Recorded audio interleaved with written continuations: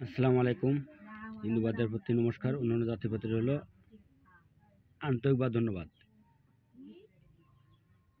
এবং যে দেশ ও দেশের বাইরে থেকে আমাকে যারা বলছেন যে গুরুজি আপনি একটা পুরুষ পুরুষ বাধ্য করা তেল পড়া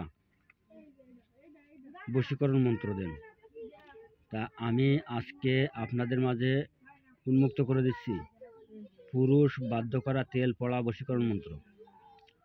তবে আপনারা মন্ত্রটা সুন্দর কায়দায় মুখস্থ করে নেবেন, নিয়ে শুদ্ধ মুখস্থ করবেন।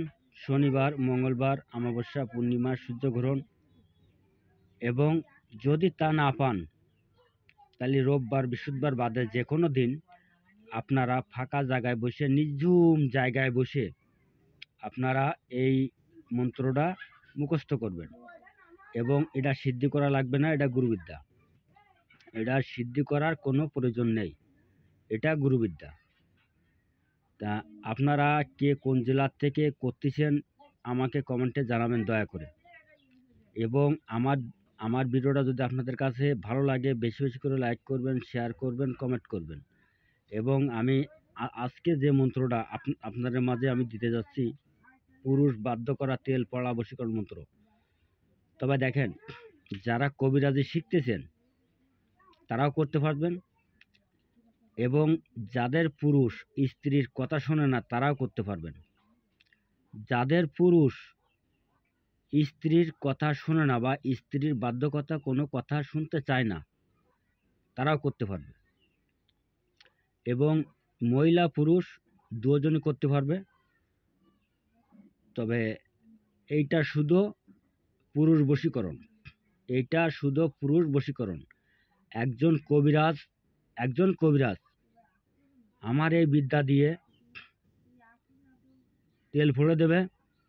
যদি তার স্ত্রী তার কাছে আসে যে আমার স্বামী আমার কথা শুনতেছে না, আমার বাধ্য থাকতেছে না বা আমাকে ভালোবাসে না, তাহলে সেই পুরুষকে এই বশীকরণ মন্ত্র দিয়ে তেল ফুড়ে দেবে। এটা হচ্ছে পুরুষ বাধ্য করা তেল পড়া বশীকরণ মন্ত্র। এবং কে কোন জেলার থেকে করতেছেন আমাকে কমেন্টে জানাবেন। এবং আমার ভিডিওটা যদি আপনাদের কাছে ভালো লাগে বেশি বেশি করে লাইক করবেন, শেয়ার করবেন, কমেন্ট করবেন।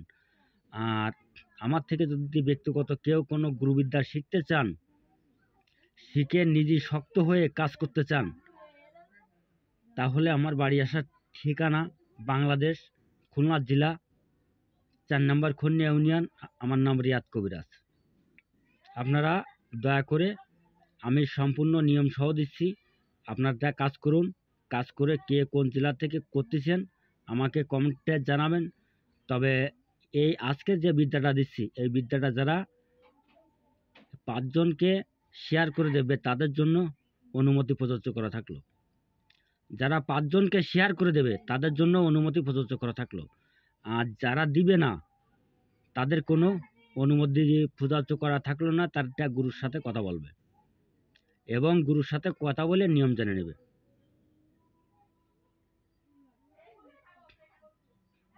আর আমার বাড়িতে যদি কেউ আসতে চান, আমার এতে বহু হাজারো প্রকারের বিদ্যা আছে।